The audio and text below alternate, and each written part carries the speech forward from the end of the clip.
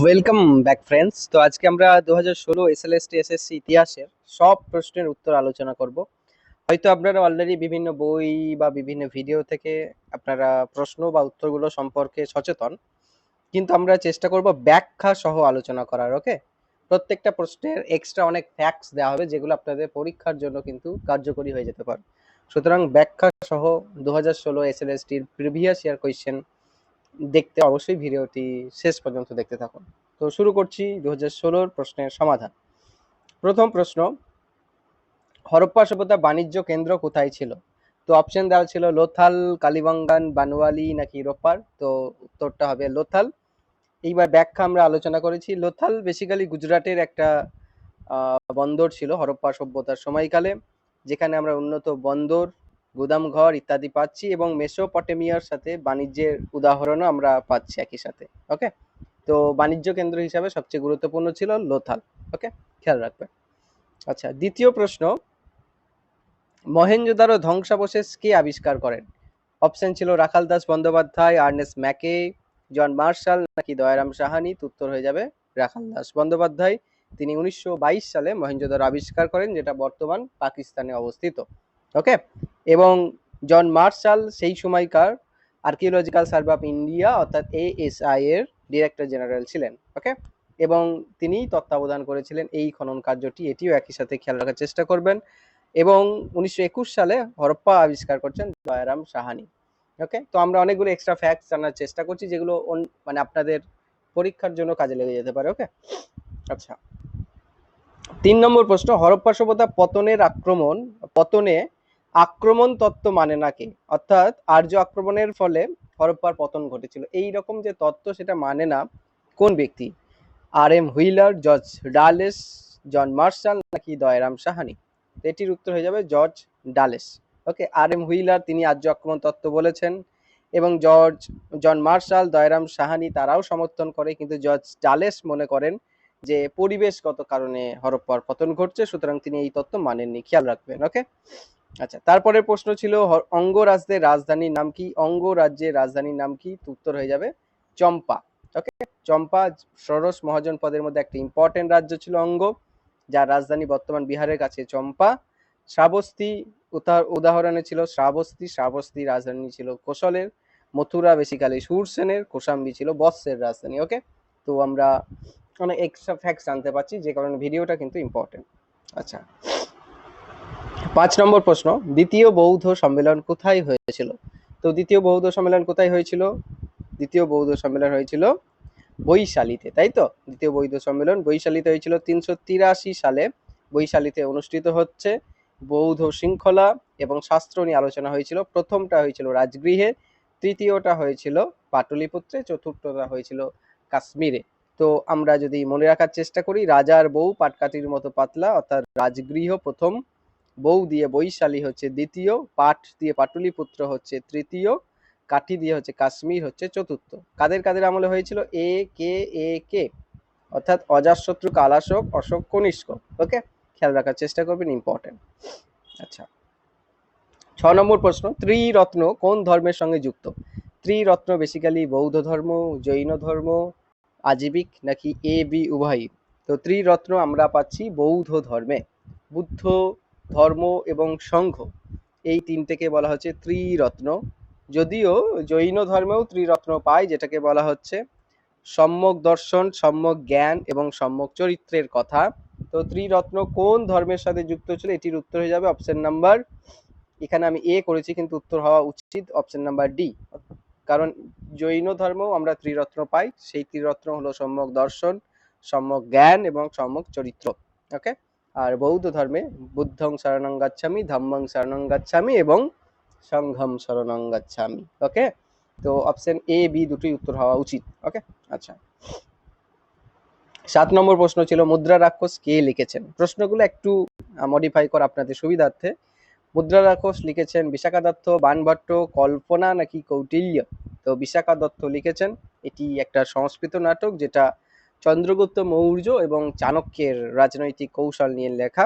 Banabhatta basically লিখেছেন হর্ষচরিত, কৌটিল্য লিখেছে অর্থশাস্ত্র। ওকে, খেয়াল রাখবেন। আচ্ছা, 8 নম্বর প্রশ্ন ছিল কোন গুপ্ত সম্রাট হুন আক্রমণকারীদের বিরুদ্ধে চরম আঘাত হেনেছিলেন? হুন আক্রমণকারীদের বিরুদ্ধে চরম আঘাত হেনেছিলেন কে? কুমারগুপ্ত, বিক্রমাদিত্য, স্কন্দগুপ্ত নাকি বুদ্ধগুপ্ত? তো উত্তর হয়ে যাবে স্কন্দগুপ্ত। স্কন্দগুপ্ত 455 থেকে 467 তার শাসনকালের সময়কাল। ওকে, তিনি বেসিক্যালি হুন আক্রমণকারীদের বিরুদ্ধে সফলভাবে যুদ্ধ করছেন এবং চন্দ্রগুপ্ত দুইয়ের উদাহরণ মানে উপাধি ছিল বিক্রমাদিত্য। এটিও এই প্রসঙ্গে খেয়াল রাখবেন, যিনি হুনদের সময়ের আগে শাসন করছেন। ওকে, তো উত্তর হয়ে যাবে স্কন্দগুপ্ত। ওকে, আচ্ছা আচ্ছা, রামচরিত গ্রন্থটি কার লেখা? 9 নম্বর প্রশ্ন ছিল। রামচরিত হচ্ছে সন্ধ্যাকার নন্দীর লেখা, যিনি বেসিক্যালি পাল রাজা রামপালের জীবনী লিখেছেন। আর বাকি অপশন ছিল বিলহনের বিক্রমাঙ্ক দেবচরিত, কলহনের রাজতরঙ্গিনী, তুলসীদাসের রামচরিত মানস। ওকে, খেয়াল রাখার চেষ্টা করবে। আচ্ছা, 10 নম্বর প্রশ্ন ছিল, জৈন এবং বৌদ্ধ গ্রন্থে বিত্তবান বৈশ্য পুঁজিপতিদের কি বলা হতো? বিত্তবান বৈশ্য পুঁজিপতিদের বেসিক্যালি শ্রেষ্ঠী বলা হতো, শ্রেষ্ঠী। অনেক জায়গায় গৃহপতি উত্তর আছে, কিন্তু এটির উত্তর হবে শ্রেষ্ঠী। ওকে, গৃহপতি মানে গৃহস্থ, বণিক মানে সাধারণ ব্যবসায়ী, তো বৈশ্য পুঁজিপতি যারা ব্যবসায়ী তাদেরকে বলা হচ্ছে শ্রেষ্ঠী। ওকে, খেয়াল রাখবেন। আচ্ছা, 11 নম্বর প্রশ্ন ছিল, রেহালা গ্রন্থের লেখক কে? রেহালা গ্রন্থের লেখক হচ্ছেন ইবন বতুতা, যার ভ্রমণ বৃত্তান্ত হচ্ছে রেহালা, যিনি বেসিক্যালি 14 সেঞ্চুরিতে ভারত আসছেন মোহাম্মদ বিন তুগলকের সময়কালে। আর বাকি অপশনগুলোর মধ্যে আমরা যদি দেখার চেষ্টা করি, জিয়াউদ্দিন বারানি লিখছেন তারিখি ফিরোজ শাহী, যেটা খুব ইম্পর্টেন্ট, মাঝে মাঝে এই প্রশ্নটি বিভিন্ন জায়গায় আসে, তো একটু খেয়াল রাখার চেষ্টা করবেন। ওকে, মিনহাজ উস সিরাজের তবাকাত ই নাসাইরি, সেটাও খেয়াল রাখার চেষ্টা করবেন। আচ্ছা, 12 নম্বর প্রশ্ন, আলাউদ্দিন খলজির বাজার নিয়ন্ত্রণ ব্যবস্থার যে প্রশাসনিক দপ্তর স্থাপন করেছিলেন তার নাম কি? বাজার দর নিয়ন্ত্রণের জন্য যে প্রশাসনিক দপ্তর স্থাপন করেছিলেন তার নাম হচ্ছে দেওয়ানি রিয়াসাত, যেটা বেসিক্যালি দ্রব্যমূল্য নিয়ন্ত্রণ এবং বাজারের তত্ত্বাবধান করত। আর দেওয়ানি ইনসা বেসিক্যালি কাগজপত্রের দেখাশোনা করত।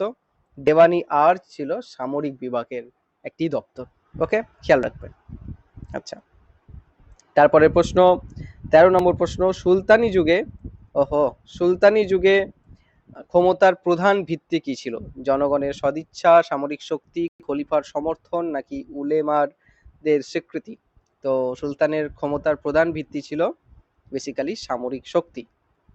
উলেমা খলিফার সমর্থন তো ছিলই, সবাই কিন্তু সেই সমর্থন পাচ্ছেন না, তো যেটা খুব ইম্পর্টেন্ট ছিল সামরিক শক্তি, যার বেশি সামরিক পাওয়ার বা মিলিটারি পাওয়ার সেই কিন্তু রাজা হচ্ছেন। ওকে, আচ্ছা, 14 নম্বর প্রশ্ন ছিল, বিজয়নগর রাজ্যে জমি জরিপ এবং খাজনা নির্ধারণের কাজ যে রাজার আমলে সম্পন্ন হয় তিনি কে? তো তিনি হলেন কৃষ্ণদেব রায়। কৃষ্ণদেব রায় 1509 থেকে 29 এই সময়কালে তিনি শাসন ব্যবস্থার দায়িত্বে ছিলেন এবং জমি জরিপ এবং খাজনা ব্যবস্থা তিনি প্রবর্তন করছেন। আরেকটি প্রশ্ন এই প্রসঙ্গে খুব ইম্পর্টেন্ট, অমুক্ত মাল্যদা এই গ্রন্থটির লেখককে? অমুক্ত মাল্যদা, ওকে, এই গ্রন্থটির লেখককে যদি প্রশ্ন আসে মাথায় রাখবেন কৃষ্ণদেবা রায়। ওকে, আচ্ছা, 15 নম্বর প্রশ্ন, হুমায়ুন নামা কার লেখা? সকলেই জানেন, হুমায়ুনের বোন গুলবদন বেগম তিনি লিখেছেন। ওকে, আচ্ছা, রানী দুর্গাবতী কে ছিলেন? এই প্রশ্নটি ছিল 16 নম্বর প্রশ্ন। দুর্গাবতী ছিলেন গন্ডোয়ানার শাসক। সহজ প্রশ্ন, তাই তো?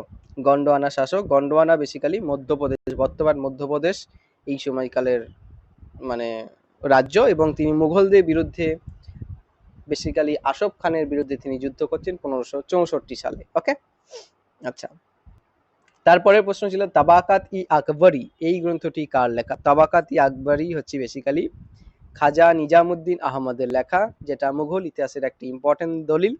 আবুল ফজল কি লিখছেন? আকবর নামা। বাদায়ুনি লিখছেন মুনতাখাব উত তাওয়ারিখ। ওকে, খেয়াল রাখার চেষ্টা করবেন, ইম্পর্টেন্ট।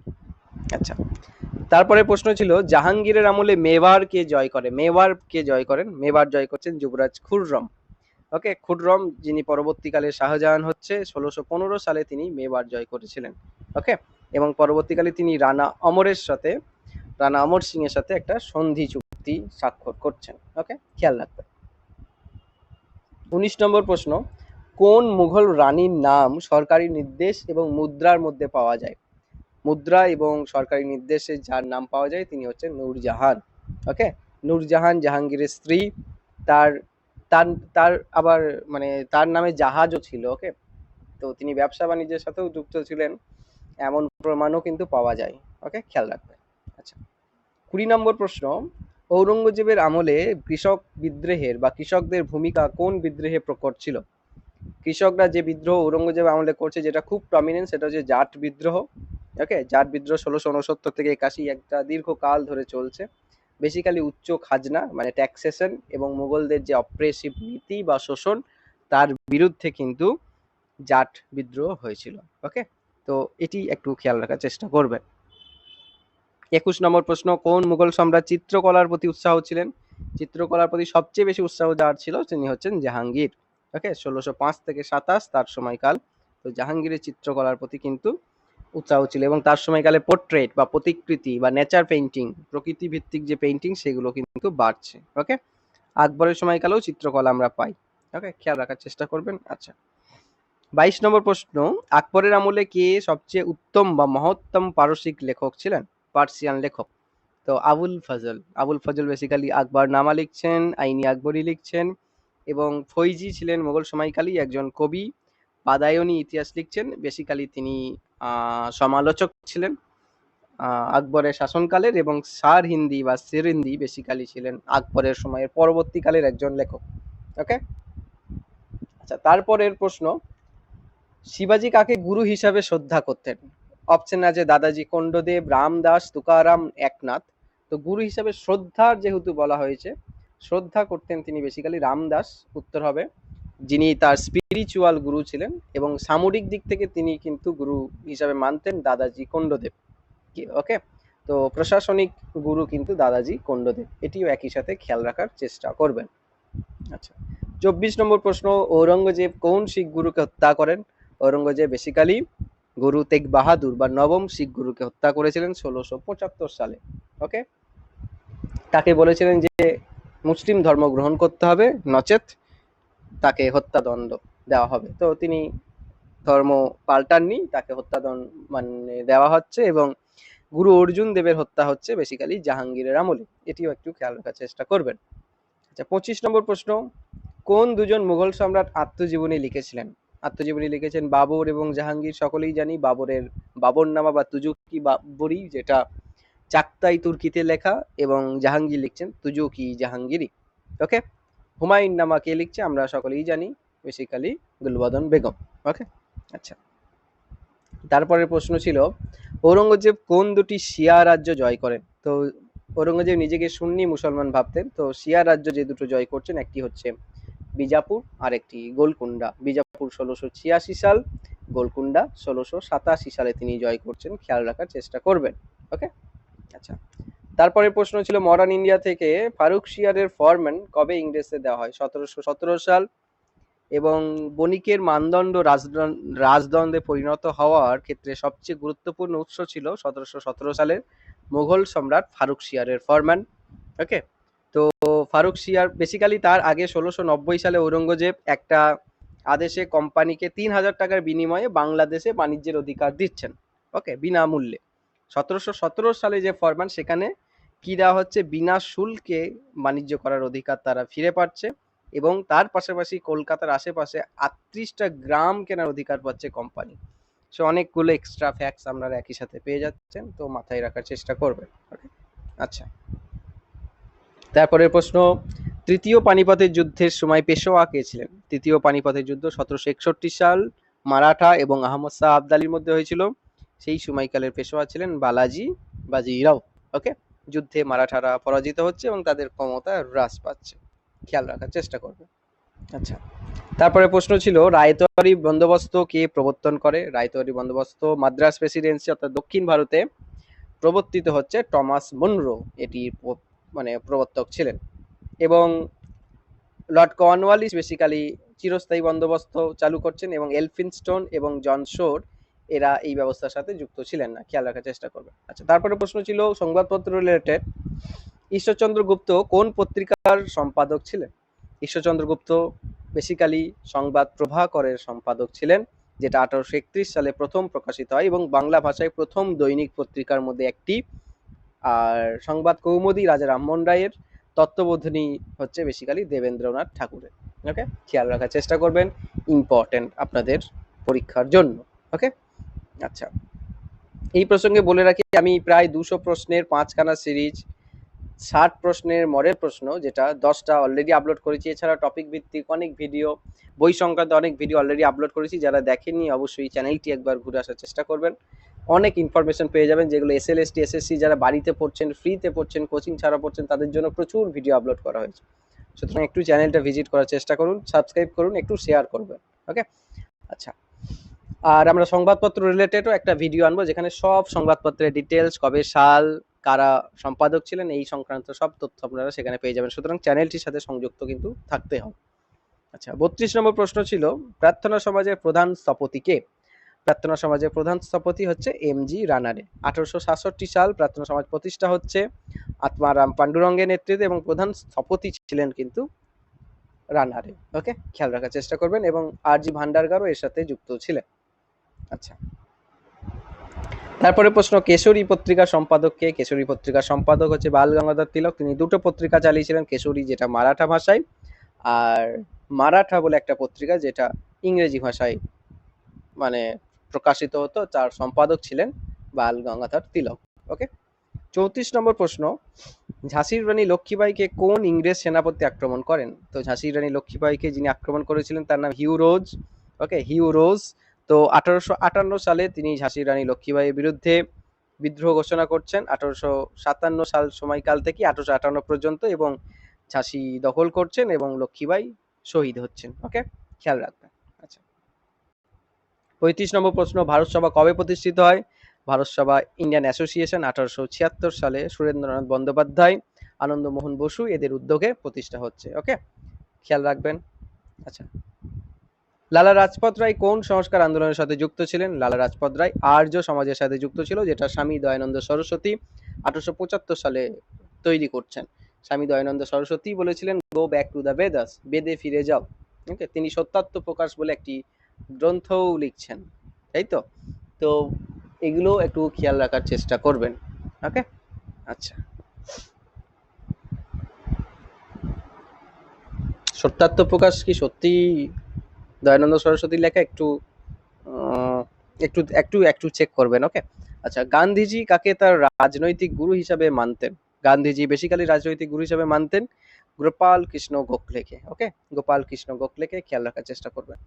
38 নম্বর প্রশ্ন, গান্ধীজি ভারতবর্ষে এসে প্রথম কোন আন্দোলনের সাথে যুক্ত হন?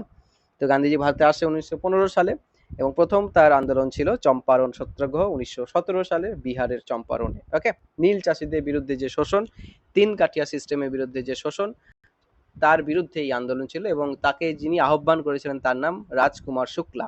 ওকে, খেয়াল রাখার চেষ্টা করবে। আচ্ছা, 39 নম্বর প্রশ্ন, 1932 সালে নিখিল ভারত হরিজন সংঘ কে প্রতিষ্ঠা করেন? অল ইন্ডিয়া হরিজন সংঘ কে প্রতিষ্ঠা করছেন? মহাত্মা গান্ধী 1932 সালে। ওকে, খেয়াল রাখার চেষ্টা করবেন, গান্ধী থেকে কিন্তু আপনারা প্রশ্ন পাবেন। ওকে, তো গান্ধী রিলেটেড আমরা আলাদা একটা ভিডিও করব, তো চ্যানেলটির সাথে সংযুক্ত থাকুন। আচ্ছা, 40 নম্বর প্রশ্ন, গান্ধী আরউইন চুক্তি কবে স্বাক্ষরিত হয়? গান্ধী আরউইন চুক্তি মার্চ 1931, 5ই মার্চ 1931 সালে। ওকে, যে চুক্তিতে অসহযোগ আন্দোলন বন্ধ করার বিনিময়ে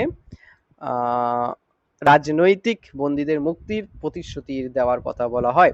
ওকে, তো বেসিক্যালি যে নন কোঅপারেশন সরকারের সঙ্গে, সেটা তোলার জন্য বেসিক্যালি একটা চুক্তি সংক্রান্ত আলোচনা হয়েছিল এই গান্ধী আরউইন চুক্তির মধ্যে। আচ্ছা, 41 নম্বর প্রশ্ন, ডিসকভারি অফ ইন্ডিয়া গ্রন্থের লেখক কে? জওহরলাল নেহেরু। 1946 সালে তিনি লিখছেন, যেটাতে ভারতের ইতিহাস, ভারতের সংস্কৃতির একটা বিশ্লেষণ পাই। কারাগারে থাকাকালীন অবস্থায় লিখছে, এবং আমরা বই সংক্রান্ত 4-5খানা ভিডিও করেছি, সেখানে অসংখ্য ইম্পর্টেন্ট বইয়ের নাম কিন্তু দেওয়া আছে। ওকে, গান্ধীজির আত্মজীবনী, নেতাজির আত্মজীবনী, সুভাষের আত্মজীবনী, আজাদের আত্মজীবনী, সবারই নামগুলো কিন্তু আমরা সেখানে পেয়ে যাবো। সুতরাং বই সংক্রান্ত ভিডিওগুলো কিন্তু দেখা খুব ইম্পর্টেন্ট। ওকে, আচ্ছা, Maulana Azad, India wins freedom. ওকে, আচ্ছা, তো এই জায়গাগুলো কিন্তু আপনাদের একটু দেখতে হবে। আচ্ছা, কোন বছর নৌ বিদ্রোহ হয়? 1946 সাল, মুম্বাই, তলোয়ার জাহাজ, রয়্যাল ইন্ডিয়ান নেভির বিদ্রোহ। আচ্ছা, 43 নম্বর প্রশ্ন, ভারত বিভাগের সিদ্ধান্ত কোন নির্দেশে ঘোষিত হয়?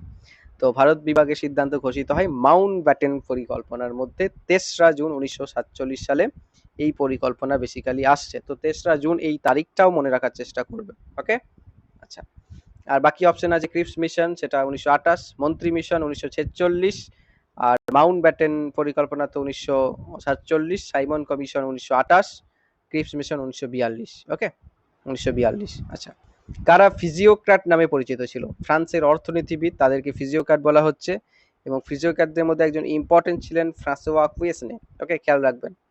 আচ্ছা, তারপরের প্রশ্ন, এদের মধ্যে কে সন্ত্রাসের রাজত্বে নেতা ছিলেন না? মিরাবু, রোবেসপিয়ার, মারা নাকি কার্নো? মিরাবু সন্ত্রাসের রাজত্বের কোনো নেতা ছিলেন না। ওকে, এটা খেয়াল রাখার চেষ্টা করবেন। মিরাবু মধ্যপন্থী নেতা এবং সন্ত্রাসের রাজত্বের অনেক আগে মারা যান। ওকে, এই উত্তরটা কোনো কোনো জায়গায় দেখলাম মারা দেওয়া আছে, কিন্তু এটি উত্তর হবে না।